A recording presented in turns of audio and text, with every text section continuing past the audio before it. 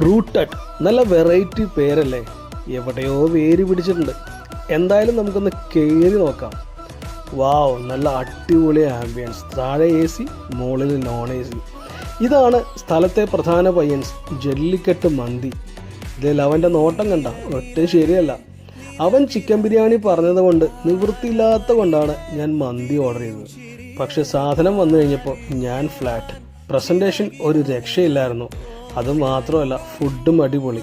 ആ റൈസും ചിക്കനും കൂടെ കിട്ടുന്ന സാധനങ്ങളൊക്കെ നല്ല കിടിലനായിട്ട് എനിക്ക് ഇഷ്ടപ്പെട്ടു. പിന്നെ ഇതാണ് ലവൻ്റെ ചിക്കൻ ബിരിയാണി.